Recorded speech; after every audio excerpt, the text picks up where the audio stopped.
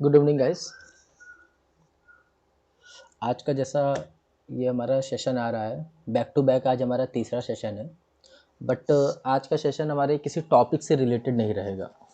Topic से related मतलब कि हमारे जो भी टॉपिक चल रहे हैं इस वक्त सी प्रोग्रामिंग में, थ्योरी सेक्शन को लेकर के या फिर प्रैक्टिकल सेक्शन को, उससे रिलेटेड हमारा आज का सेशन नहीं है। तो हमारा सेशन है किससे रिलेटेड? बेसिकली हमारा सेशन रिलेटेड जो है वो इस चीज़ से है कि आज हम सिर्फ़ और सिर्फ हम और आप बात करेंगे, साथ में कुछ मेन टॉपिक उठाएंगे, उस पर हम लोग डिस्कशन करेंगे, कुछ बात करेंगे। अपने व्यूज़ को मैं यहाँ पे दूंगा, आप उसे समझने की कोशिश करो और जो हमारे देखने का नज़रिया है उसको बदलने की एक ज़रूरत है। देखने के नज़रिए को बदलना है कि चीज़ें आप देख कैसे रहे हो, क्योंकि जैसे आप चीज़ों को देखते हो वैसे ही आप उसको एनालाइज करोगे और वैसे ही उसे आप इम्प्लीमेंट करोगे। तो ये बहुत ज़रूरी है, ये बहुत नीडफुल है कि आपके जो देखने का नज़रिया है वो चेंज हो, क्योंकि आपका जो बैकग्राउंड है वो चेंज होने वाला है। अब आप एक नॉर्मल यूज़र नहीं रह गए हो। ठीक है, तो आओ शुरू करते हैं आज का ये टॉपिक। सो उसके पहले मैं थोड़ा सा अपने कोर्स रिलेटेड बात कर लेता हूँ। जैसे अभी जो हमारा नेक्स्ट टॉपिक आएगा वो कंट्रोल स्टेटमेंट पे आएगा। सो बिफोर इस टॉपिक को शुरू करने से पहले मैं ये चाहता हूँ कि हम और आप साथ में कदम से कदम मिला करके चलें। इट मीन्स कि क्लास शुरू होने से पहले और during the class, during the session, मैं जिस नज़रिए से देख रहा हूँ उस नज़रिए से आप भी उस चीज़ को देखो।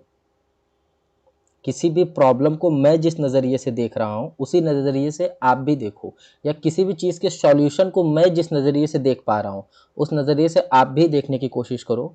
तो हमारे और आप दोनों के लिए ये बहुत ज़्यादा इजी हो जाएगा आगे की किसी भी क्लास को समझने के लिए, या आगे के सेमेस्टर में, या ड्यूरिंग एंटायर बीसीए प्रोग्राम। हर प्रॉब्लम को समझने के लिए हमें इजी हो जाएगा, क्योंकि हमारे देखने का जो नज़रिया है वो चेंज हो चुका रहेगा। हमारे अंदर एक थॉट प्रोसेस जो होता है वो डेवलप हो चुका रहेगा। हर चीज़ के लिए हम पेन और पेपर मोड का यूज़ नहीं कर सकते। कुछ चीज़ें हमें अपने माइंड में करनी होती है कि देख करके हम चीज़ से क्या गेन कर रहे हैं, क्या एब्जॉर्ब कर रहे हैं। हमारे पास एक ग्लास होता है, उसमें आधा पानी भरा हुआ है। सो बहुत सारे लोग उसको देखते हैं कि ग्लास आधा खाली है, और बहुत सारे लोग उस चीज़ को देखेंगे कि आधा ग्लास भरा है। Isn't it? सो हमें अपने नज़रिए को इस तरीके से चेंज करना है, देखना ऐसे है जो हमारे लिए बेनिफिशियल हो। ठीक है, तो चलिए आज की क्लास को शुरू करते हैं। उसके पहले मैं यहाँ पे कुछ डिस्कशन करना चाहता हूँ।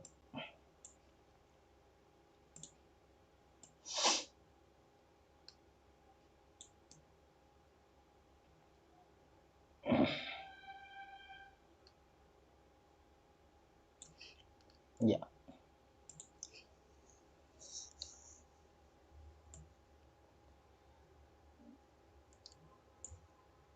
ये हमारे पास एक इंटीजर नंबर लिखा हुआ है। एक बंदा है जो इस नंबर को इधर से देख रहा है, और एक दूसरा बंदा है जो इस नंबर को इधर से देख रहा है। इट मीन्स ये हो गया हमारा फर्स्ट पर्सन और ये हो गया हमारा सेकंड पर्सन। ठीक, दोनों एक दूसरे के अपोजिट फेस किए हुए हैं। एक साउथ की तरफ देखेगा तो दूसरा नॉर्थ की तरफ देखेगा। जब पर्सन बी देखता है तो उसके लिए ये 6 जैसा रहेगा, और जब पर्सन ए देखेगा तो उसके लिए ये 9 जैसा रहेगा, एज इट इज़। जब पर्सन बी इधर से देखेगा तो इसको ये 6 दिखेगा, और पर्सन ए जब इधर से देखेगा तो इसको 9 दिखेगा। ठीक, एक्चुअली में चीज़ सेम ही है, ये 9 भी है और 6 भी है, दोनों तरीके से ये ट्रीट हो रहा है। ठीक है, हम एक एग्जांपल और लेते हैं।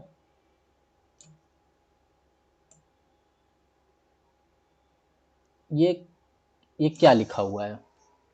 बेसिकली मेरी एक आदत है कि जो चीज़ मेरा क्रिएशन नहीं होती मैं उसका क्रेडिट कभी भी नहीं लेता।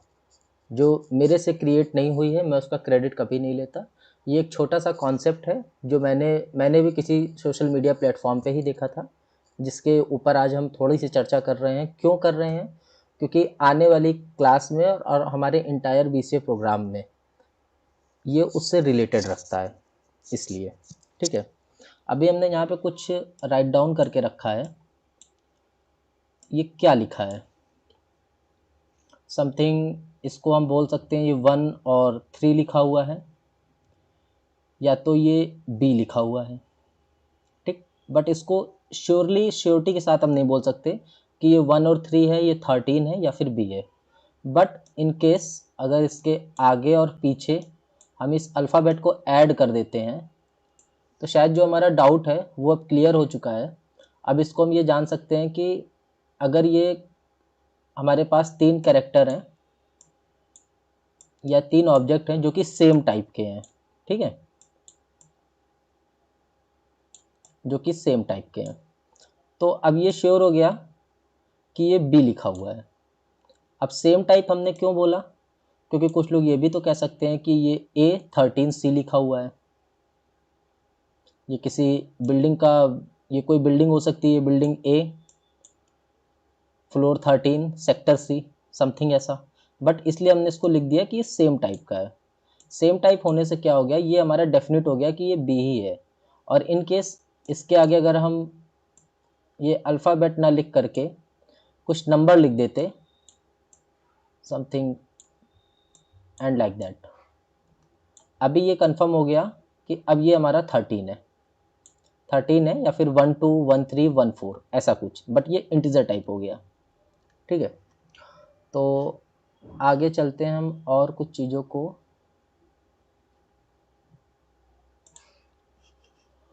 समझने की कोशिश करते हैं।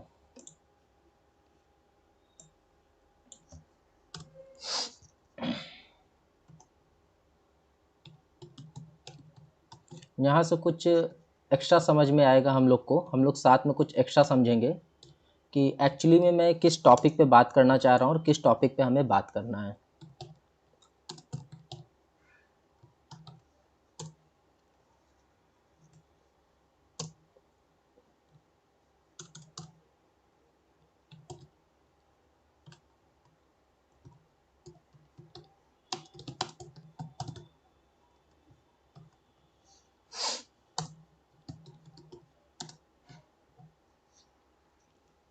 इसको हम सेव करते हैं, इसको कंपाइल करते हैं, एरर फ्री कंपाइल हो रहा है और इसको हम रन करते हैं। अभी अगर हम अपने ये आउटपुट स्क्रीन पे आते हैं और इसको देखते हैं तो आप सब लोग, मैं एक क्वेश्चन यहाँ पे रेस करूँगा अभी, उसका आंसर आप अपने मन में खुद दीजिए। उसके बाद फिर हम बात करेंगे कि इस छोटे से लाइन का लिखने का मतलब क्या था। अभी आउटपुट स्क्रीन पे हमें क्या दिख रहा है? इस रन कंप्लीटेड और एग्जीक्यूशन कंप्लीटेड इन 0.006 सेकंड के अलावा इस लाइन में आप देखो हमें आउटपुट स्क्रीन पे क्या दिख रहा है।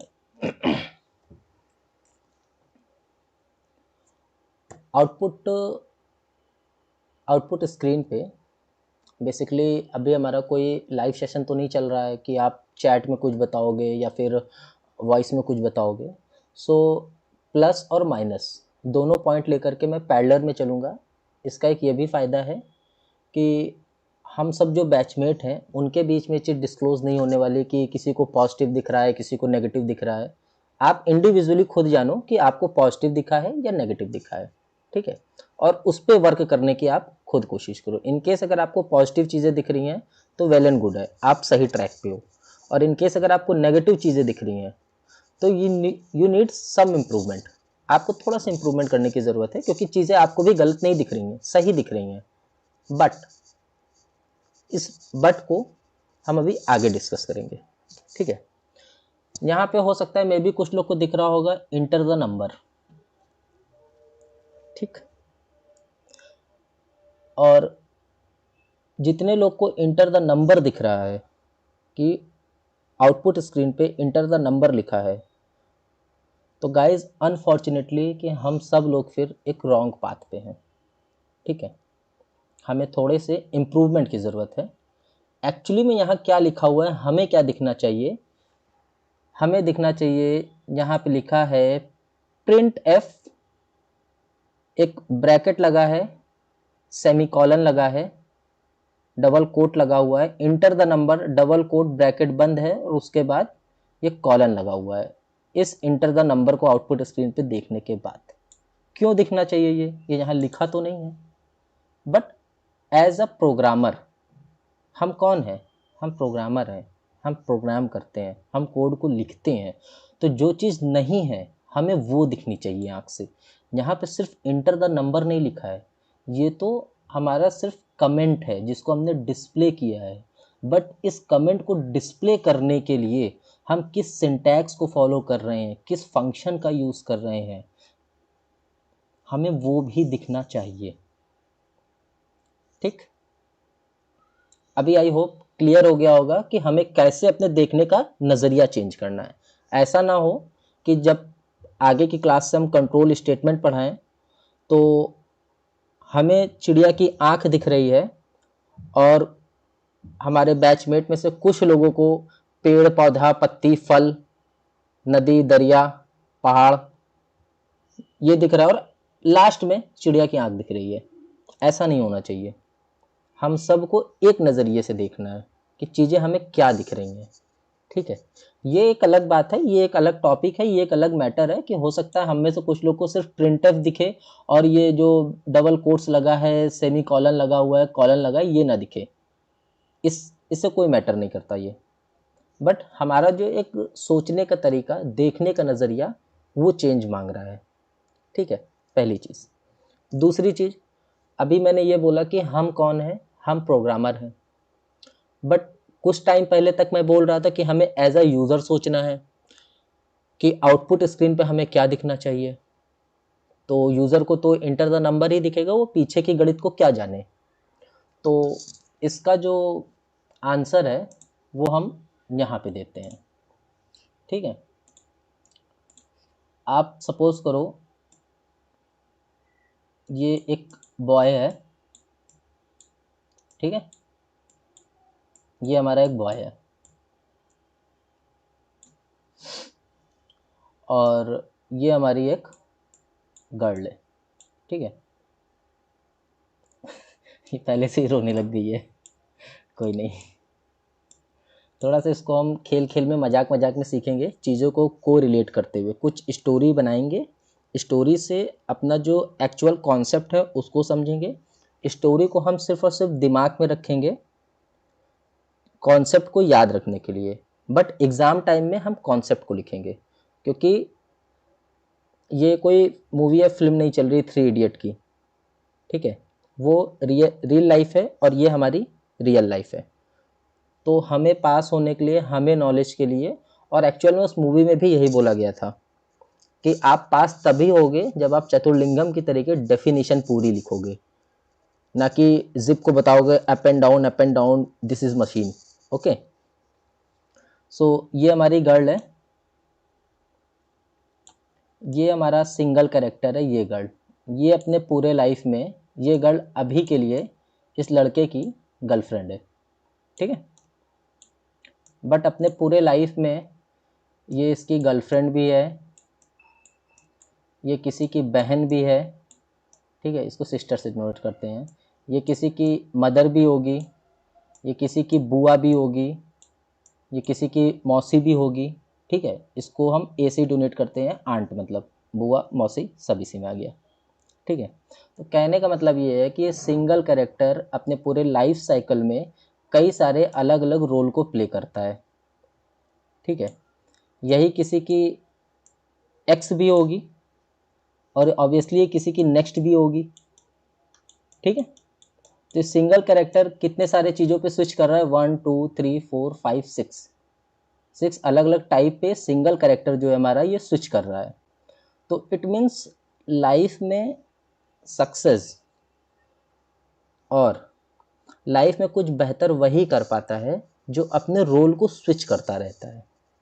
ठीक है, जहाँ ज़रूरत पड़े आप राजा से वज़ीर बन जाओ, और जहाँ ज़रूरत पड़े वहाँ वज़ीर से राजा बन जाओ। अपना जो रोल है, अपनी जो प्लेस है, उसको आप स्विच करते रहिए ज़रूरत के हिसाब से। एक कहावत होती है ना हमारे यहाँ कि आज का ज़माना ऐसा है, एक हाथ में मक्खन और एक हाथ में चूना, आप लिए चलिए, जहाँ जैसी ज़रूरत लगे, जहाँ जैसा मौका मिले उसको लगाते चलिए। जहाँ ज़रूरत है वहाँ मक्खन लगा दीजिए, जहाँ ज़रूरत है वहाँ चूना लगा दीजिए। ठीक है, सो अभी जो हमारी नीड है हमारे प्रोग्रामिंग से बेसिकली रिलेटेड, ये तो हो गई बात की जुल फिजूल बातें साइड की। प्रोग्रामिंग से रिलेटेड क्या है, जब आपको नीड पड़ेगी कुछ कोड करने के लिए, कुछ प्रोग्राम करने के लिए, तो आपको एज अ यूज़र देखना है, एज अ यूज़र सोचना है।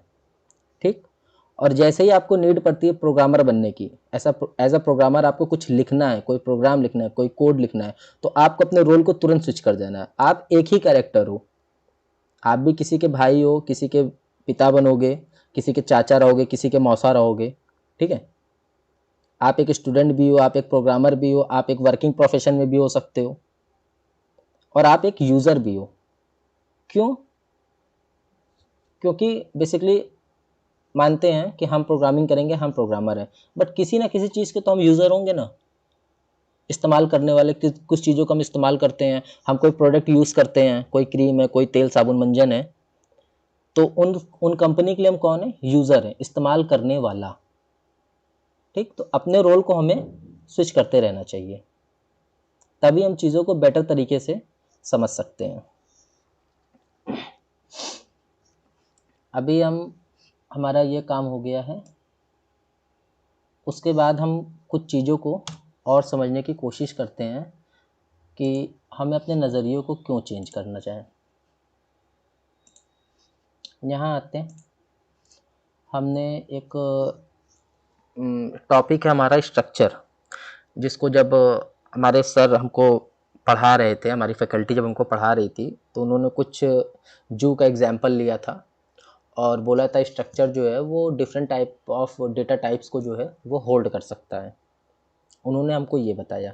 ठीक, एक्चुअली में सी लैंग्वेज पूरी जो है वो आपको बेवकूफ़ बनाने के लिए ही बनी है। एक्चुअली में सी लैंग्वेज में, प्रोग्रामिंग लैंग्वेज में कुछ भी नहीं है। हमारा जो बेस है, जो हमारी इनिशियल चीज़ें हैं, वही पूरे पूरे प्रोग्रामिंग में यूज़ होती हैं। इसीलिए शुरू से हमें ये बोला जाता है कि अपने बेस को मजबूत रखो, और शुरू से यही चीज़ मैंने भी बोल रखा है कि बेस को आप मजबूत बनाओ, अपने कॉन्सेप्ट को क्लियर रखो। ठीक,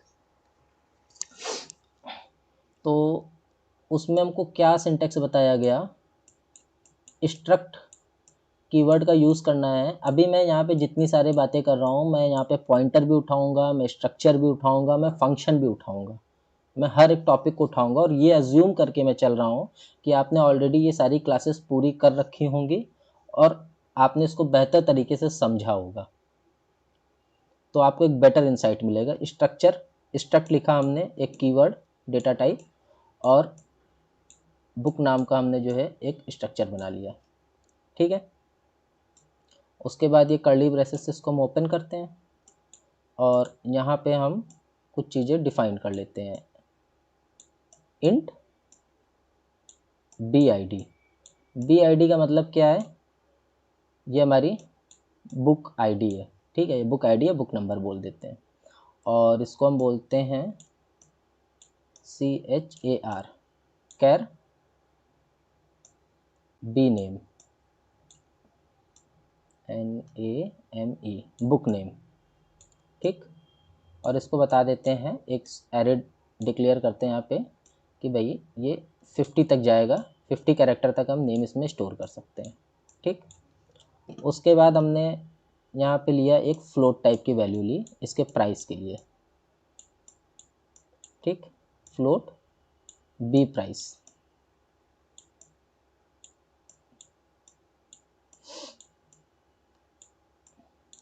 ठीक, और इसको हमने सिंटैक्स को फॉलो करते हुए ये हमने कर दिया इसको बंद। ठीक है, उसके बाद हम नीचे आएंगे और अपना इंट मेन लगाते हैं। इंट मेन बेसिकली अभी हम पूरी यहाँ पे क्लास को नहीं अटेंड करने बैठेंगे। ठीक है, इंट मेन लगाया और एक कर्ली ब्रेसेस को यहाँ पे लिख लेते हैं, कर्ली ब्रेसेस को ओपन करेंगे और कुछ स्टेटमेंट लिखना शुरू कर देंगे, print F enter the book detail something like that. अभी आप सब हमको ये बताओ, अब बेसिकली बताना क्या है, आपको खुद सोचना है। अगर इस स्ट्रक्चर को यहाँ से हम हाइड कर दें, यहाँ से कर्ली ब्रेसेस, ठीक, हमको क्या पढ़ाया गया है कि स्ट्रक्चर जो होता है वो डिफरेंट डेटा टाइप की वैल्यू को होल्ड करता है, ठीक। अगर इस स्ट्रक्चर को हम यहाँ से हटा दें, ये बेसिकली हट तो नहीं रहा है, हम नेक्स्ट पेज में आते हैं। अगर इस स्ट्रक्ट बुक को हम हटा देते हैं तो हमने जो इनिशियल तौर पे अपना जो बेस तैयार किया है उसमें भी तो हम यही काम करते हैं, अलग अलग वैल्यू को, अलग अलग वेरिएबल को उसको डेटा टाइप के साथ डिक्लेयर कर रहे हैं, इंट BID, ठीक, कैर bname,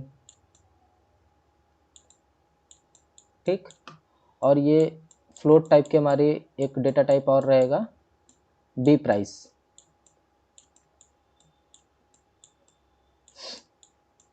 ठीक है।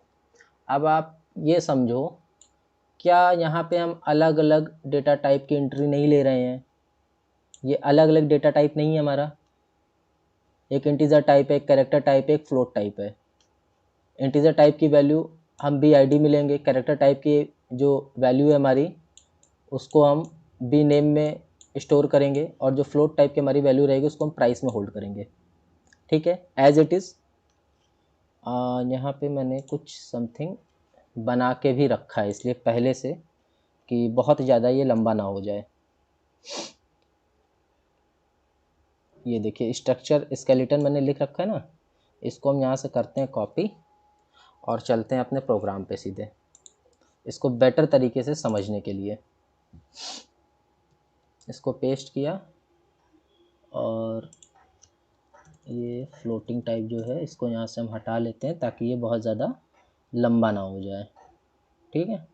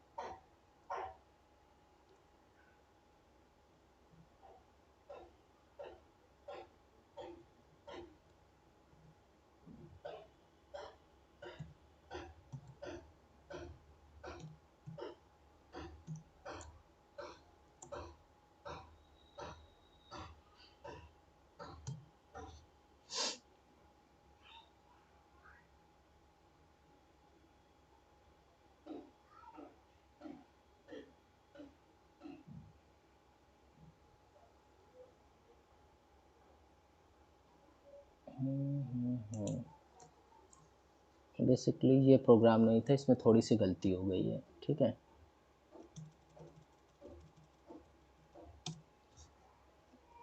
ये आते हैं, मैं इसको थोड़ा सा पॉज कर देता हूँ और या गैस यहाँ पे।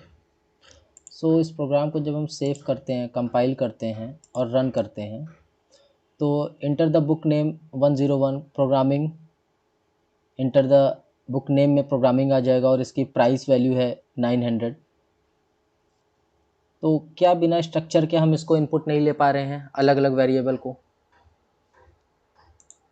बिना स्ट्रक्चर के भी तो हम इनपुट ले पा रहे हैं ना, तो इस स्ट्रक्चर की ज़रूरत क्या है, इस स्ट्रक्चर की हमको क्या ज़रूरत पड़ रही है, हम इसको यूज़ क्यों कर रहे हैं? बेसिकली बहुत से हमारे क्लासमेट भी होते हैं जो पूछते हैं कि इसको कहाँ यूज़ करना है, इसको इस्तेमाल कहाँ करना है,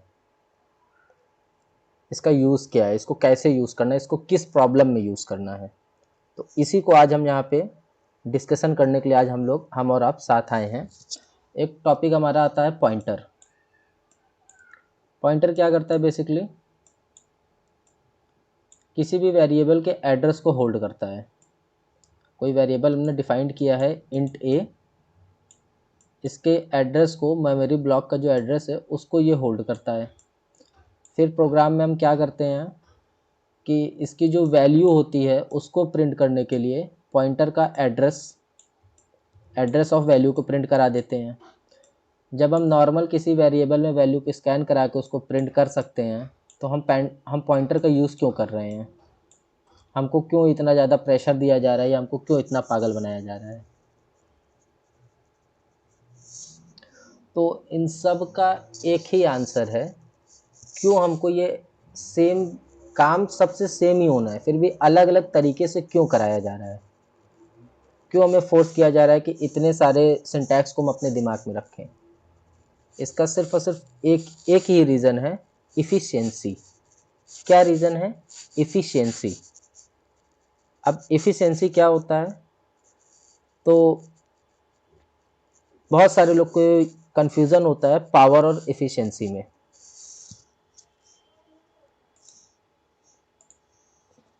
तो इसको हम समझते हैं, यहाँ पे हमने इसको बना के रखा है। ये बेसिकली कहाँ गया, ये ठीक। इसको हम कर लेते हैं एक साइड पे और दूसरे साइड पे हम लाते हैं अपनी इस इमेज को।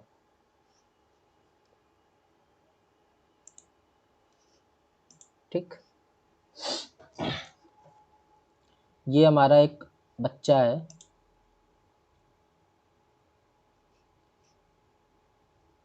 ठीक है। ये हमारी एक क्रेन है जिसने ऑब्वियसली 5 kg का किसी का भी हार्ट नहीं होता है, 5 ग्राम का हो वही बहुत है। 5 kg का एक वेट को टो कर रखा है, इसने लिफ्ट किया है, ठीक है। और ये हमारा एक बच्चा है जिसने 5 kg का जो मैंगो है इसको अपने हाथ में इसने होल्ड कर रखा है। सो दोनों को होल्ड करने में जो पावर लग रही होगी, जो एनर्जी वेस्ट हो रही होगी वो सेम है, इस क्रेन को भी और इस बच्चे को भी, ठीक है। बट पावर दोनों के पास है इस 5 kg की वेट को लिफ्ट करने की। बट अगर कह दिया जाए कि अगले 24 घंटे तक इस 5 kg वेट को आपको ऐसे ही लेकर के खड़े रहना है, उस कंडीशन में क्या होगा, ये हाथ यहाँ से डगमगाने लगेंगे और शायद ये बच्चा थक के शाम को नीचे रख दे। बट ये क्रेन ये 24 घंटा नहीं 24 दिन तक लगातार इसको ऐसे लेकर के होल्ड कर सकता है, क्योंकि इस क्रेन की इफ़िशियंसी ज़्यादा है।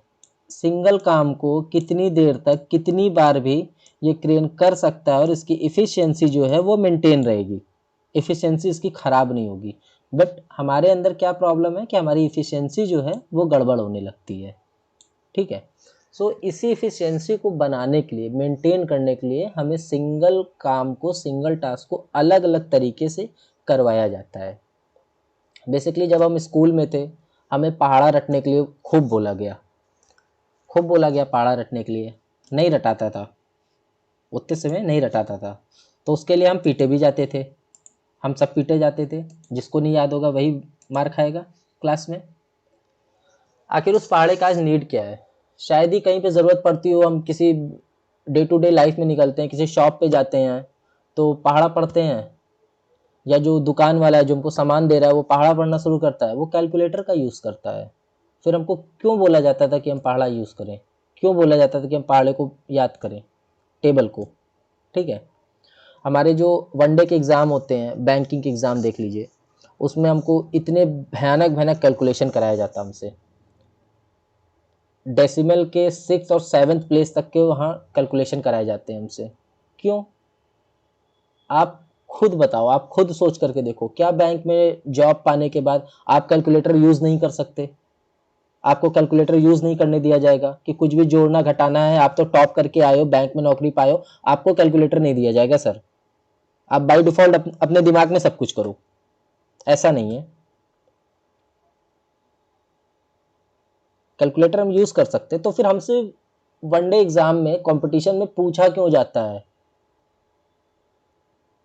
उसको वहाँ पे एक एम्प्लॉय चाहिए जिसकी इफ़िशियंसी अच्छी हो, ना कि उसे एक कैलकुलेटर चाहिए जो इतने सारे वो कैलकुलेशन हमसे करवाता है।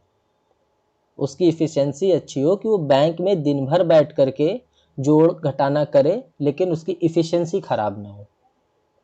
ठीक है, इसीलिए हमें भी इतनी सारी चीज़ें जो हैं वो पढ़ने के लिए बोली जाती हैं। बेसिकली इसका कोई, जो अभी हम चीज़ें पढ़ रहे हैं, इसका हमारे जो डेली लाइफ है या जब हम अपने जॉब सेक्टर में आएंगे वहाँ पे इसका बहुत ज़्यादा कुछ यूज़ नहीं होने वाला, सिर्फ कॉन्सेप्ट ही रह जाएंगे। हमसे किसी भी कंपनी में नहीं पूछा जाएगा कि आप स्ट्रक्चर बना करके दीजिए बुक नाम का, या एम्प्लॉय का स्ट्रक्चर बना करके दीजिए, या ट्रांसपोज ऑफ मैट्रिक्स निकालिए। सिर्फ और सिर्फ हमारे लॉजिक बिल्डिंग के लिए, कि हमारा एक लॉजिक बिल्डअप हो सके, हमारे देखने और हमारे सोचने का नज़रिया चेंज हो सके, इसलिए हमें ये सब यहाँ पढ़ाया जा रहा है। एक्चुअली में ये प्रॉब्लम तो है ही नहीं। हम जब छोटे थे हमें जो चीज़ बहुत टफ लगती थी याद करने में, जैसे जैसे हम बड़े स्टैंडर्ड में जाते गए तो हमने पीछे मुड़ के देखा तो हमको ये समझ में आया कि यार वो लाइफ तो बहुत ज़्यादा ईजी थी।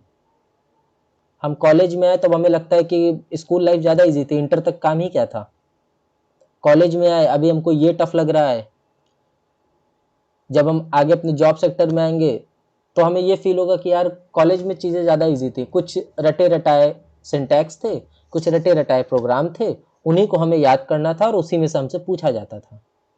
बट जब हम जॉब में आते हैं तब हम रियल प्रॉब्लम को फेस करते हैं, क्योंकि इस टाइम पे हमारे पास जो भी प्रॉब्लम है वो एक्सपेक्टेड प्रॉब्लम है।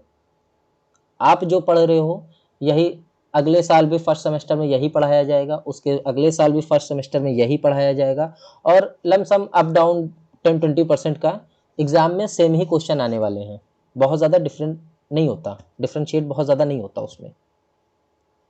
एक्चुअली प्रॉब्लम जो होती है वो आपकी कॉलेज लाइफ के बाद शुरू होगी, जहाँ पे अनएक्सपेक्टेड प्रॉब्लम आती है, जिसको कभी किसी ने अज्यूम नहीं किया। हम में से कितने लोगों ने कोरोना वायरस को कभी अज्यूम किया था?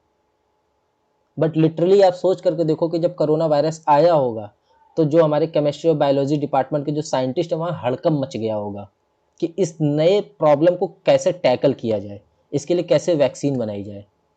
हमारे पास एक वायरस हमने जाना, आज से 10-15 साल पहले कोई भी नहीं जानता था कि रैंसमवेयर नाम का कोई वायरस भी है। बट जितने टाइम ये एग्जिस्ट हुआ होगा, ये सामने आया होगा, उतने वक्त तो एंटीवायरस बनाने वाली जो कंपनियां, जो उनका R&D डिपार्टमेंट होता है, जो उनकी फॉरेंसिक लैब होती है, वहां पर तो एकदम हड़कंप मच गई होगी, भगदड़ मच गया होगा कि ये कौन सा नया बवाल सामने आ गया, इसको शॉर्ट आउट करना है। क्यों? क्योंकि मार्केट में बने रहना है, कहीं ऐसा ना हो कि हमसे पहले कोई इसका तोड़ निकाल ले। तो ये होती है रियल प्रॉब्लम। ये छोटी छोटी प्रॉब्लम्स हमें नहीं डरना, सिर्फ हमें अपने सोचने के नज़रियों को चेंज करना है। ठीक है, अभी हमारा एक टॉपिक और आता है। अभी हमने बात कर लिया, स्ट्रक्चर की बात किया कि बिना स्ट्रक्चर के भी हम डिफरेंट टाइप के जो डेटा टाइप होते हैं इसकी एंट्री ले सकते हैं अब सिंपल प्रोग्राम के थ्रू, इसको स्कैन करा के प्रिंट करा सकते हैं। ठीक है, फिर हमारा स्ट्रक्चर हम यूज़ क्यों करते हैं, अभी ये हमने समझा कि हम क्यों इसको अलग तरीके से सीखना चाहते हैं, क्यों इसको सीख रहे हैं, कि हमारा एक लॉजिक बिल्डअप हो सके। बेसिकली स्ट्रक्ट जो हमने स्ट्रक्चर बनाया है बुक का, एक कीवर्ड स्ट्रक्ट यूज़ करके एक बुक स्ट्रक्चर बनाया है। अगर इसमें कोई हम सिंगल वेरिएबल लेते ए और इसी वेरिएबल में मल्टीपल डेटा टाइप की वैल्यू को हम स्टोर करते, इंट को भी स्टोर कर ले रहे हैं, फ्लोट को भी कर ले रहे हैं, कैरेक्टर टाइप को भी स्टोर कर ले रहे हैं, तब तो हमारे कुछ लॉजिक समझ में आता है कि यार बड़ी काम की चीज़ है ये स्ट्रक्चर, इसको पढ़ना चाहिए। एक ही वेरिएबल हमने डिफाइन किया और डिफरेंट टाइप ऑफ वैल्यू को, डेटा टाइप की वैल्यू को ये होल्ड कर ले जा रहा है। बट ऐसा तो है ही नहीं है, स्ट्रक्चर को भी डिफाइन करने के बाद हमें डेटा टाइप तो बताना पड़ रहा है हर बार कि भाई इस वेरिएबल में हम इंटीजर टाइप की वैल्यू को होल्ड कराएंगे, बी नेम का जो वेरिएबल है इसमें हम कैरेक्टर टाइप की वैल्यू को होल्ड कराएंगे, बी प्राइस जो वेरिएबल है इसमें हम फ्लोट टाइप की वैल्यू को होल्ड कराएंगे। सो फिर अलग क्या है? सिर्फ ये ऊपर जो लिखा हुआ स्ट्रक्ट बुक, यही यही अलग है, इतना ही अलग है ना, और तो कोई कॉन्सेप्ट नहीं है। यहाँ पे हम पॉइंटर पे आते हैं। पॉइंटर क्या करता है? किसी भी वेरिएबल के एड्रेस को होल्ड करता है। उसके बाद हम नीचे क्या काम करते हैं? या तो उस वेरिएबल के एड्रेस को प्रिंट करते हैं और या तो एड्रेस में क्या वैल्यू स्टोर है उसको प्रिंट करते हैं। सो दोनों काम हम नॉर्मल तरीके से कर सकते हैं। एक वेरिएबल को हमने डिफाइन किया, डिक्लेयर किया ए को, इसकी वैल्यू नॉर्मल तरीके से भी हम अपना प्रिंटफ फंक्शन लगा करके इसकी वैल्यू को हम प्रिंट कर सकते हैं। और अगर इसका एड्रेस चाहिए तो वो भी यू फॉर्मेट आइडेंटिफायर यूज़ करके उसको भी हम कर सकते हैं। फिर इस पॉइंटर की नीड क्या पड़ रही है हमको, ठीक है। एक कॉन्सेप्ट हमारा और आता है, ये है लूप का, ठीक है। बेसिकली जो हमारे मेन टॉपिक होने वाले हैं जिस पे हमें पढ़ना है और तबीयत से जम के मेहनत करना है, इसको समझने की कोशिश करना है, उन्हीं 3 टॉपिक को आज हमने पिक किया है। लूप, एक तरफ हमारे पास आता है फॉर लूप। फॉर लूप का मतलब क्या है कि सिंगल टास्क को मल्टीपल टाइम परफॉर्म कराने के लिए हम फॉर लूप का यूज़ करते हैं। i = 0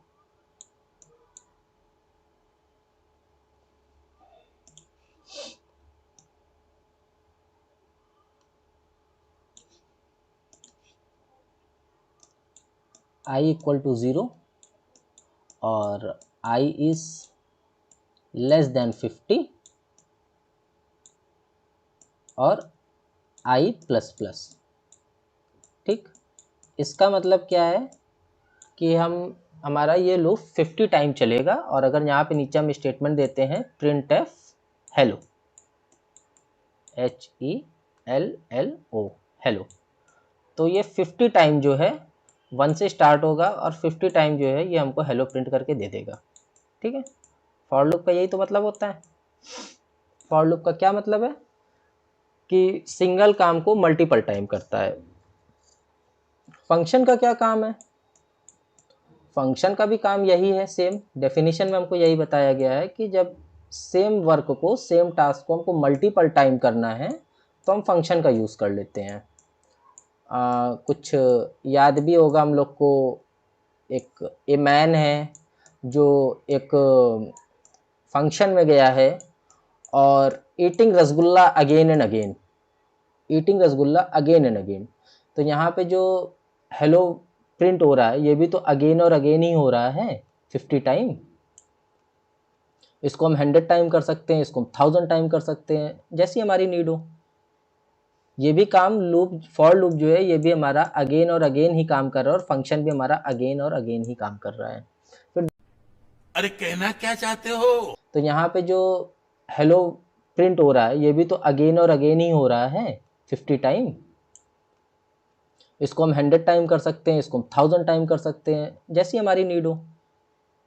ये भी काम लूप, फॉर लूप जो है ये भी हमारा अगेन और अगेन ही काम कर रहा है और फंक्शन भी हमारा अगेन और अगेन ही काम कर रहा है। फिर दोनों में डिफरेंस क्या है, हम कहाँ पे फॉर लूप यूज़ करें, कहाँ पे फंक्शन को यूज़ करें, इसकी नीड क्या है, क्यों यूज़ करते हैं, तो इसको बेसिकली हम समझने की कोशिश करते हैं यहाँ से।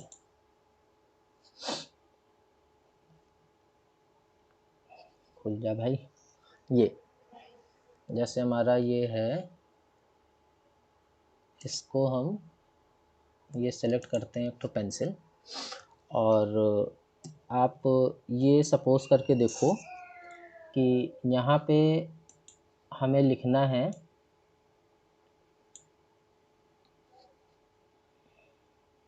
हेलो, ठीक है। यहाँ पे हम हेलो लिखना चाहते हैं,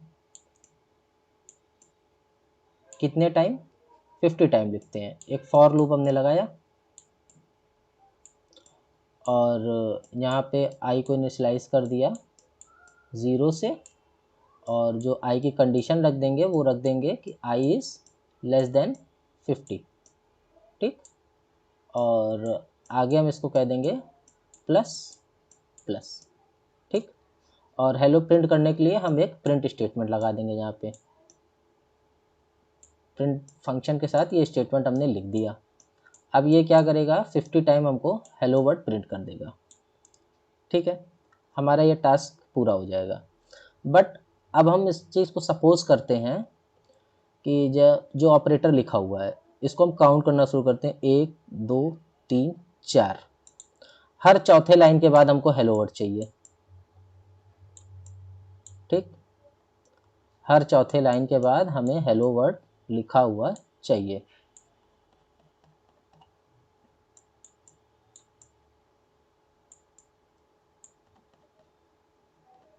ठीक है, ये हमारी एक और चौथी लाइन आ गई हेलो वर्ल्ड।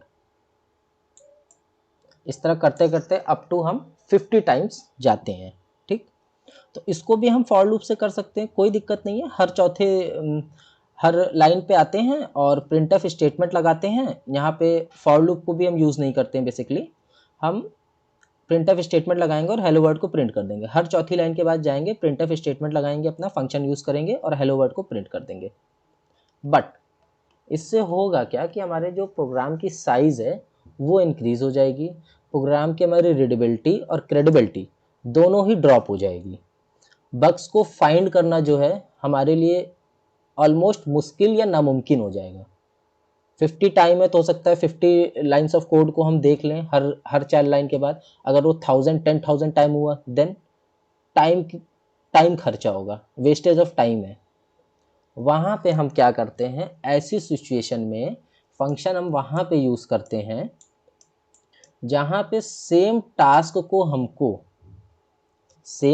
को हमको अलग अलग ब्लॉक में यूज़ करना हो, एट अ टाइम नहीं करना हो। फॉर लूप हमारा एट अ टाइम चल रहा है, सेम ब्लॉक में चल रहा है। यहाँ पे हमने फॉर लूप लगाया, सिर्फ और सिर्फ यहाँ पे 50 टाइम तक हमको हेलो लिख करके दे देगा।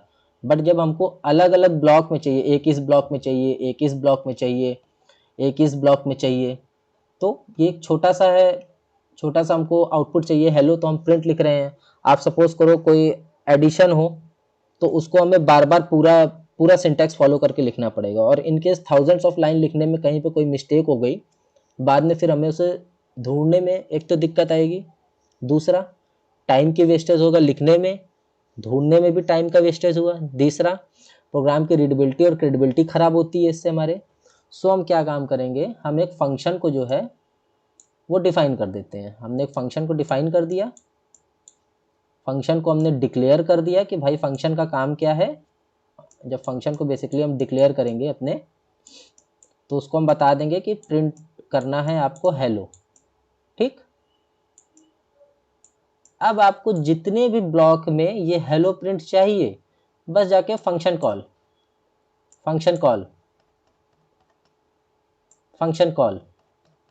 यहाँ पे भी हम फंक्शन को कॉल कर लेंगे। जैसे हम फंक्शन को कॉल करेंगे, फंक्शन हमारा जंप करेगा फंक्शन की डेफिनेशन पे, और फंक्शन की डेफिनेशन पे आकर के देखेगा कि भाई डेफिनेशन में हमको क्या बताया गया है करने के लिए। तो बोलेगा भैया आपको हेलो प्रिंट करना है। सिंपल है, जितनी बार फंक्शन कॉल होगी उतनी जगह पे डेफिनेशन पे जंप करेगा और वहाँ से इस स्टेटमेंट को जो है रिटर्न मार देगा और हेलो हमारा प्रिंट हो जाएगा। इससे क्या हुआ कि हमने सिर्फ और सिर्फ 2-3 लाइन ऑफ का कोड लिखा और उसको हम मल्टीपल टाइम यूज़ कर रहे हैं अलग अलग जगहों पे, डिफरेंट ब्लॉक पे। ठीक है, तो इससे हमारी रीडेबिलिटी क्रेडिबिलिटी दोनों ही मेंटेन रहेगी, और जो टाइम वेस्ट होने वाला है वो भी नहीं वेस्ट होगा। सो चीज़ों को हमें इस तरीके से समझना है, उसके एकदम निचोड़ में जाना है।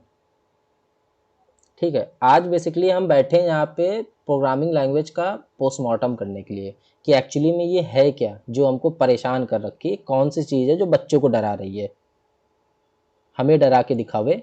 तो हम और आप मिल करके एक ग्रुप बनाएंगे, ये हमको डरा ना सके। आई होप, अभी तो मैंने फ़िलहाल पूरा नहीं बताया, जब हम अपने आएंगे कंट्रोल स्टेटमेंट में तो फिर फॉर लूप को भी हम अच्छे से पढ़ेंगे, हम फंक्शन को भी पढ़ेंगे, हम स्ट्रक्चर को भी पढ़ेंगे, हम पॉइंटर को भी पढ़ेंगे, हम यूनियन को भी पढ़ेंगे, हम सबको पढ़ेंगे। और बिल्कुल ऐसे ही पढ़ेंगे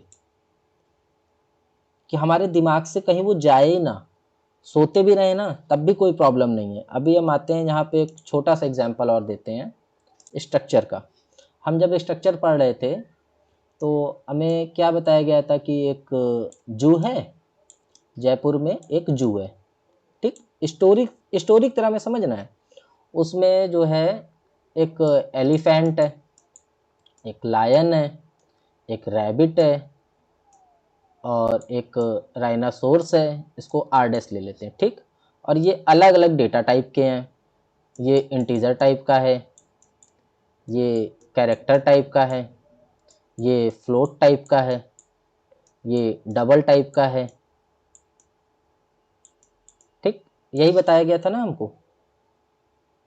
सो बेसिकली अब आप सोचो कि आपको एक जू बनाना है, तो सबसे पहले आप क्या काम करोगे, एक बोर्ड लगाओगे, एक जगह को पहले सेलेक्ट करोगे और वहाँ पे बोर्ड लगा दोगे कि ये है जू। ठीक, उसके बाद आप एक एरिया को सेलेक्ट करोगे कि कितने एरिया में आपका जू होने वाला है, क्योंकि जू के बाहर तो आप अपने एनिमल्स को रखोगे नहीं, अलग अलग डेटा टाइप के जो आपके animal, elephant, lion, rabbit and rhinoceros. तो आप एक एरिया को सेलेक्ट करोगे। तो ये हमने कर लिया एरिया को सेलेक्ट। ठीक है, कर्ली ब्रेसेस से एरिया हमारा शुरू हो रहा है, कर्ली ब्रेसेस बंद हो गया, एरिया हमारा हो गया बंद। और इस कर्ली ब्रेसेस को बंद करने के बाद हमने अपने जू में लगा दिया ताला, ये लगा दिया सेमी कॉलन, ताला। ठीक है, कि कोई पीछे से आकर के हमारे जू को खोल ना दे, कि हमारे सारे जो भी एनिमल्स हैं वो भाग जाएं। ठीक, अब क्या करते हैं हम, अब जू हो गया, तो जू भाई कोई हमारा पार्क तो है नहीं कि कोई उद्यान है सब खुले में घूमेंगे, तो जू में क्या करेंगे, हम सबके लिए बना देते हैं पिंजरा। ठीक है, ऐसे ऐसे हम बना देते हैं पिंजरा, पिंजरे में ही रहते हैं हाथी वगैरह और जिराफ वगैरह जो रहते हैं, जहाँ तक मुझे पता है। ये बना दिया पिंजरा, इसमें डाल दिया हमने एलिफेंट को कि चल तू भाई इस पिंजरे में रहियो। इसमें हमने डाल दिया लायन को, इसमें डाल दिया हमने राइनासोर्स को, इसमें डाला हमने मंकी को, इसमें डाला हमने रैबिट को, इसमें हमने डाल दिया स्नेक को, पाइथन। अभी आगे हमें पाइथन भी पढ़नी है। ठीक है, अभी तो सी हमारी जो है फर्स्ट लेवल की, जैसे हम लोग क्लास में ABCD पढ़ते हैं अपने नर्सरी में, वैसे हम ABCD पढ़ रहे हैं अभी। अभी हमें बहुत सारी मोस्ट इंपॉर्टेंट लैंग्वेज पढ़नी है, पाइथन पढ़नी है, जावा पढ़नी है, JS पढ़नी है, HTML पढ़नी है, CSS पढ़नी है। तो अगर एक लैंग्वेज में सिर्फ इतना फंस के रह जाएंगे, अगर खेल खेल में इसको नहीं सीखा, चीज़ों को कोरिलेट करके नहीं पढ़ा, तो फिर इतने सारे लैंग्वेज के कॉन्सेप्ट को कैसे रखेंगे अपने पास। तो ये हमारा जू था बेसिकली। इसमें हमने कुछ ब्लॉक को जो है वो डिफाइन कर दिया कि भाई इस ब्लॉक में हमारा जो है ये एलिफेंट रहेगा, ये इंटीजर टाइप का है। ठीक है, ये लॉयन है, इस ब्लॉक में फ्लोट टाइप का हमारा लॉयन रहने वाला है। ये ब्लॉक में हमारा रैबिट रहेगा, कैरेक्टर टाइप का। ठीक है, ये हमारा ब्लॉक मंकी का है, इसमें ये डबल टाइप का रहेगा। ठीक, इतना काम हो गया। अब हम आते हैं, जू है तो जू का कुछ नाम होगा। जू का नाम हम चलिए ले लेते हैं, अपने ग्रुप एडमिन का नाम ले लेते हैं। ठीक है, उर्मिला। ठीक, ये हमारी ग्रुप एडमिन भी हैं टेलीग्राम ग्रुप की। तो हमने जू का नाम रख लिया उर्मिला। ठीक, उसके बाद हमने जू के एरिया को किया डिफाइन कि हमारा एरिया 500 स्क्वायर फीट में जो है हमारा जू पूरा फैला रहेगा। और जो उसका एंडिंग पॉइंट था वहाँ पे हमने लगा दिया ताला, ये सेमी कॉलन लगा के हमने लगा दिया ताला इसका। ठीक है, अब जब स्ट्रक्चर को हमको डिफाइन करने की बारी आएगी तो कोई बात नहीं है, जस्ट लिखना है, जू का नाम लिखना है STRUCT स्ट्रक्ट, और नेक्स्ट पेज में आते हैं तो ज़्यादा अच्छे समझ में आएगा। STRUCT कीवर्ड यूज़ किया स्ट्रक्ट, और जू का नाम क्या रख लिया, बुक। ठीक है, यही तो हम लोग पढ़ रहे थे, बुक और एम्प्लॉय टेबल, बुक टेबल। ठीक है, इसका हमने कर लिया एरिया फिक्स कि यहाँ से यहाँ तक हमारा जू होने वाला है, इस पर लगा दिया हमने ताला। ठीक, उसके बाद हमने क्या किया था, जू के अंदर अलग अलग ब्लॉक बनाए थे कि किस पिंजरे में हाथी रहेगा, किस पिंजरे में लॉयन रहेगा। ठीक, तो INT लिखा इंटीजर टाइप का, ये लिख दिया BNO बुक नंबर, ये हो गए हमारे हाथी साहब, ये रहेंगे इस पिंजरे के अंदर। ठीक, उसके बाद हम आते हैं कैर। ठीक, इसको हमने डिफाइन कर लिया बुक नेम, ये है हमारे लॉयन, इस पिंजरे में रहेंगे हमारे लॉयन। ठीक है, उसके बाद आते हैं फ्लोट। ठीक, ये हो जाएगा price, PRICE price, B price, book price. ठीक, ये हमारे सपोज मंकी हो गए। ठीक है, ये हमारा जू का नाम हो गया, ये हमारा कर्ली ब्रेसेस से इनके एरिए हो गए, और एरिए के बाहर हमने लगा रखा है ये ताला, कोई खोल ना सके। और ये जू के अंदर हमने सबका अलग अलग पिंजरा डिफाइन कर दिया, और उस पिंजरे पे लिख दिया कि भाई कौन सा पिंजरा किसका है। लड़ना नहीं है कि हाथी के पिंजरे में पता चला लायन घुसने लग गया है। ठीक है, ये पिंजरा बना दिया, बस स्ट्रक्चर आपका डिफाइन हो गया, काम खत्म हो गया। अब इसके नीचे से आप इंट मेन लगाइए, इंट मेन, और अपना जो एक्चुअल प्रोग्राम है उसको हम लिखना शुरू कर सकते हैं। ठीक है, ये तरीका हो गया एक खेल खेल में सिंटैक्स सीखने का। ये हम कर्ली ब्रेसेस को ओपन करेंगे और नीचे अपना प्रोग्राम लिखना शुरू कर देंगे। अब पूरा प्रोग्राम जो है उसको हम जब स्ट्रक्चर पढ़ेंगे एक्चुअल में तब हम सीखेंगे। ठीक है गाइस, तो चीज़ों को ऐसे समझना है। अभी हमारे पास 1 मिनट, मुझे एक कॉन्सेप्ट और क्लियर करना है, मैं इसको थोड़ा से पॉज करता हूँ। गाइस, मैं जैसे पॉइंटर को देख रहा था, तो देखते देखते मैंने एक चीज़ देखा कि पॉइंटर पे जो अरिथमेटिक ऑपरेशन होते हैं वो हम 4 टाइप के अप्लाई करते हैं। ठीक है, एक ऑपरेशन हमारा होता है इंक्रीमेंट का, ठीक, एक ऑपरेशन होता है हमारा डिक्रीमेंट का, इंक्रीमेंट डिक्रीमेंट, और तीसरा ऑप्शन होता है एडिशन का। ठीक, चौथा ऑप्शन होता है हमारा सब्ट्रैक्शन का, सब्ट्रैक्शन का। ठीक, इंक्रीमेंट का मतलब क्या होता है, कुछ प्लस करना, समथिंग हम कुछ प्लस करेंगे। डिक्रीमेंट का मतलब क्या होता है, समथिंग हम कुछ माइनस करेंगे। तो फिर एडिशन और सब्ट्रैक्शन का क्या मतलब होता है, एडिशन में क्या मल्टीप्लिकेशन करेंगे और सब्ट्रैक्शन में डिवीजन कर देंगे, इसका भी मतलब कुछ प्लस ही होता है। तो देखने का नज़रिया चेंज करना है कि जब सबका मतलब प्लस ही है तो यहाँ पे हमको 4 टाइप के क्यों पढ़ाए जा रहे हैं, और हम इनको 4 टाइप का क्यों पढ़ें। हम इसको को रिलेट करके ऐसा ना पढ़ लें कि हमारे दिमाग में ऐसा बैठ जाए कि हमको दोबारा बुक छूने की ज़रूरत ही ना पड़े।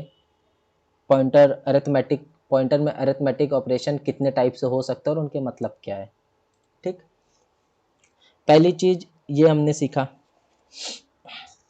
ठीक है, उसके बाद एक कोई हमारे बैचमेट थे, उन्होंने सर से ये सवाल भी पूछा, ये अराउंड 58 to 59 मिनट के आसपास ये क्वेश्चन जो है वो अराइज हुआ था कि sir increment pointer increment operation जो होता है अरिथमेटिक में, उसमें हमें साइज़ की, डेटा टाइप के साइज़ की ज़रूरत नहीं होती। तो सर भी थे फ्लो में, उन्होंने बोला कि हाँ हमें साइज़ की ज़रूरत वहाँ पे नहीं होती, साइज़ की ज़रूरत होगी, नंबर की ज़रूरत नहीं होती। ठीक है, क्योंकि बेसिकली जो एडिशन होता है हमारा, पॉइंटर का जो एडिशन होता है उसका जो हम फॉर्मूला होता है वो ये होता है, new address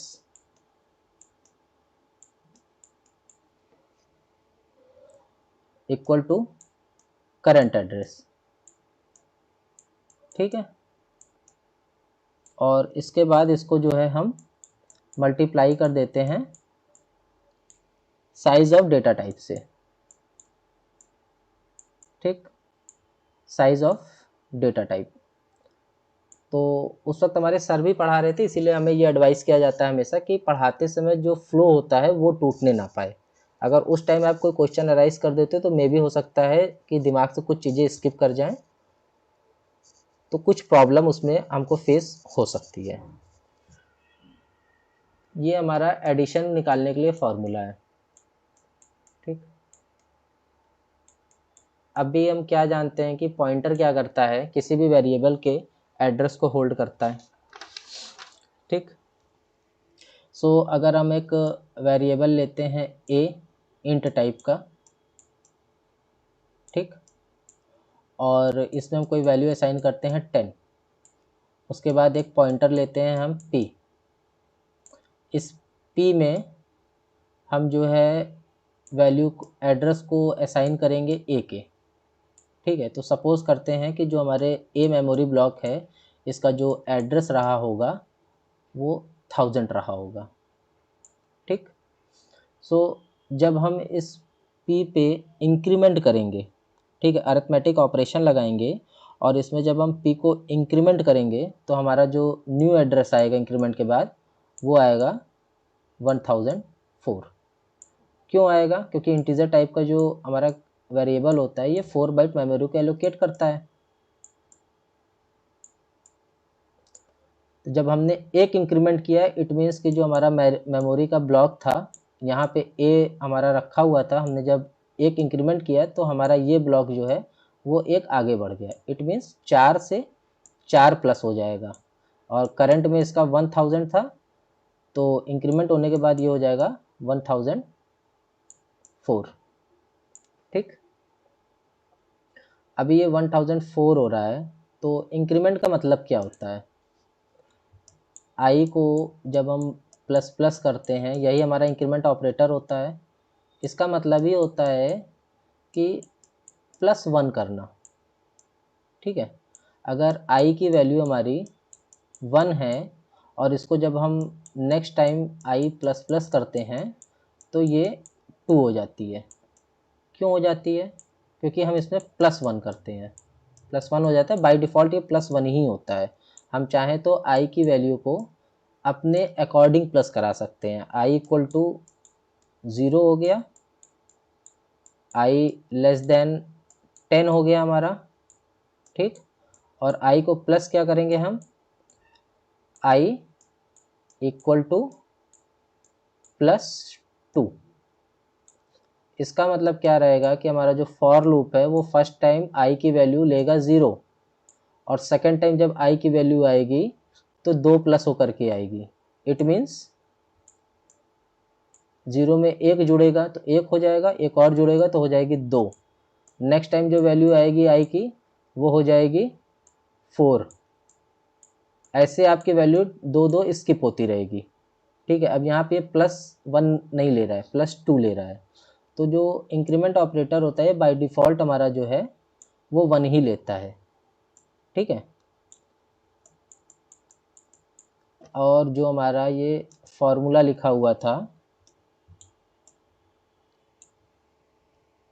addition of operator के लिए, अरिथमेटिक जो हम ऑपरेशन करते हैं अपने पॉइंटर पे, तो पॉइंटर एडिशन के लिए जो हमारा फॉर्मूला लिखा है वो लिखा है न्यू एड्रेस। हम कैसे फाइंड करेंगे? न्यू एड्रेस पे आते हैं। करंट एड्रेस हमारे पास क्या है? 1000 है। उसके बाद प्लस लगाते हैं। ठीक है। उसके बाद नंबर क्या रहेगा हमारा? 1। और साइज ऑफ ऑपरेटर जो हमारी रहेगी, साइज ऑफ ऑपरेटर कितनी है? 4 है। तो बाय डिफ़ॉल्ट जब हम किसी भी चीज़ को 1 से मल्टीप्लाई करते हैं तो वैल्यू हमारी बाय डिफ़ॉल्ट जो है वो 4 ही आती है। इस वजह से ये कहा जाता है कि इंक्रीमेंट ऑपरेटर में हमको नंबर की ज़रूरत नहीं होती। ठीक है। क्योंकि इंक्रीमेंट ऑपरेटर जो होता है वो हमारा बाय डिफ़ॉल्ट 1 ही प्लस करता है। बट एडिशन ऑपरेटर में ऐसा नहीं होगा। एडिशन में हमको बताना पड़ता है कि हम कितना प्लस करना चाहते हैं। इन केस अगर हमारा पॉइंटर है और इसने ए के एड्रेस को होल्ड कर रखा है और उसके बाद हम बताते हैं अपने पॉइंटर को कि हमें +3 करना है, तो यही +3 है हमारा नंबर। ठीक है। जैसे फॉर लूप में हमने बताया था कि i को हमको कितना प्लस करना है, 1 प्लस ना करके i इक्वल टू +2 करना है। तो ये है नंबर। इस नंबर पे हम यहाँ पे 1 की जगह फिर 3 रखेंगे और 3 4 जा 12 होता है। उसके बाद 1000 में जब 12 जोड़ेंगे तो ये जो हमारा न्यू एड्रेस आएगा वो आएगा 1012। ठीक। तो नंबर की यूनिट तो हमें इंक्रीमेंट में भी चाहिए और एडिशन में भी चाहिए, दोनों में चाहिए। बट बाय डिफ़ॉल्ट जब 1 से ही ऐड करना है, इंक्रीमेंट हमारा 1 का ही हो रहा है, तो इस वजह से हम ये बोल देते हैं कि हमें नंबर की नीड नहीं होती इंक्रीमेंट, पॉइंटर इंक्रीमेंट में। ठीक है। सो हमें अलग अलग फार्मूले याद करने की ज़रूरत नहीं है, अलग अलग तरीके से सोचने की ज़रूरत नहीं है। बस हमें कितना दिमाग में रखना है कि इंक्रीमेंट और एडिशन हमारा दोनों सेम ही है। डिफरेंस क्या है कि इंक्रीमेंट में बाय डिफ़ॉल्ट एक एक प्लस होता है और एडिशन में हमें यूज़र डिफाइन की तरीके बताना पड़ता है कि कितना हम प्लस करना चाहते हैं, 3 प्लस करना है कि 4 प्लस करना है, एड्रेस में हम कितना प्लस कर रहे हैं, उसके बाद हमारी नई वैल्यू क्या आ रही है। तो चीज़ों को हमें कुछ इस तरीके से समझना है और इस तरीके से सोचने की कोशिश करना है कि जब कोई भी टॉपिक हमारे सामने आता है, उसको हमने जो पहले पढ़ रखे हैं उससे कोरिलेट करने की ज़रूरत है और उसके निचोड़ तक जाना है, उसका पोस्टमार्टम कर डालिए। क्योंकि जब किसी फॉर्मूले का हम डेरिवेटिव जानते हैं, उसको डिराइव करना जानते हैं, तो फॉर्मूले को हम कभी भूलते नहीं। आई होप क्लास थोड़ा सा आज का लंबा हो गया होगा, वो होना भी था, 1 घंटा ऑलमोस्ट हो गया है। क्योंकि ये आज मैं सोच करके आया था कि मैं इस चीज़ को क्लियर ज़रूर करूँगा कि हमें अपने देखने के नज़रिए को कैसे चेंज करना है एज अ प्रोग्रामर। जब हमारे नज़रिया चेंज हो जाएगा तो चीज़ें हमारे लिए खुद ही बहुत छोटी हो जाएंगी। ठीक है, सो आज का सेशन यहीं पे हम ख़त्म करते हैं। और एक चीज़ गाइस कि अभी तो बैक टू बैक हमारी 3 सेशन आए हैं, बट आने वाले कुछ टाइम में शायद थोड़ा सा डिले हो जाए, क्योंकि कल से मेरे एग्ज़ाम स्टार्ट हैं LLB के। सो मैं फ्री नहीं रहूँगा, ऑलमोस्ट मेरे पास वैसे भी टाइम बहुत ज़्यादा नहीं होता है। सो अभी तो और थोड़ा से व्यस्तता हो जाएगी, क्योंकि पेपर देने जाऊँगा, उसके बाद लौट के आऊँगा, तो फिर शायद क्लास वगैरह बना पाना थोड़ा मुश्किल रहेगा। बट फिर भी मैं कोशिश करूँगा कि कुछ छोटी छोटी क्लासेस अगर पढ़ जाएँ तो ज़्यादा अच्छा है, क्योंकि एग्ज़ाम की डेट्स जो हैं वो अभी डे बाय डे बहुत क्लोज़ होती जा रही हैं। ठीक है, तो आज का सेशन यहीं पे कंप्लीट करते हैं। आप इसको 2 बार 3 बार इस वीडियो को देखिए। भले हो सकता है कि आपका 3-4 घंटा चला जाए, लेकिन इस चीज़ की गारंटी है कि 3-4 घंटा आपको कुछ दे करके जाएगा, एक नया नज़रिया दे करके जाएगा।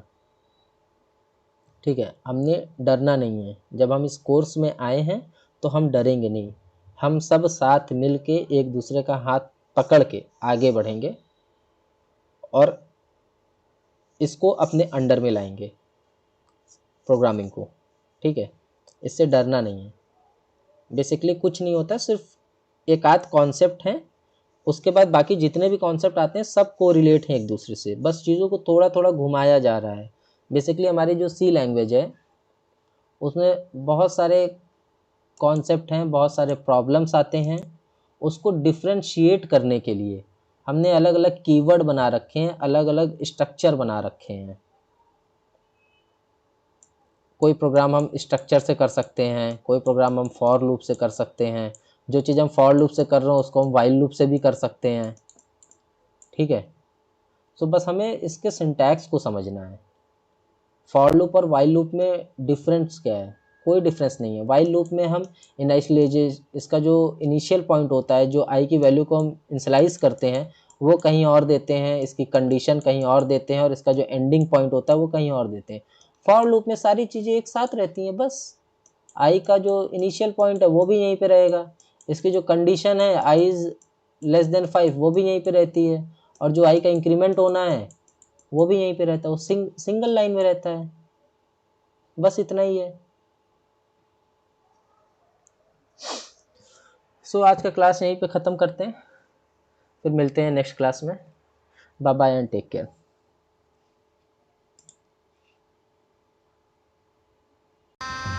गजब बेइज्जती है।